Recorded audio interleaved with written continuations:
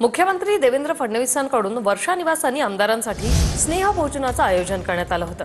या बैठकीत फडणवीसांनी पालिका निवडणुकीच्या पार्श्वभूमीवर आमदार आणि मंत्र्यांना कानमंत्र दिला। महायुतीत वाद होतील अशी वक्तव्ये टाळण्याच्या फडणवीसांनी सूचना केल्या।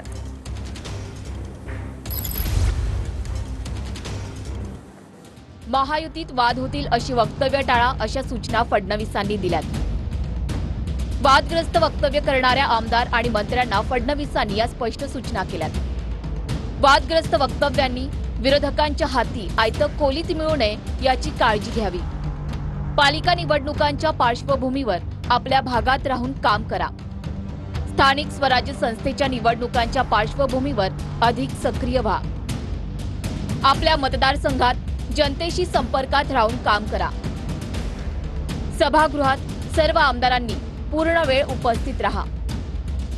सोशल मीडियावर अधिक प्रभावीपणे सक्रिय व्हा।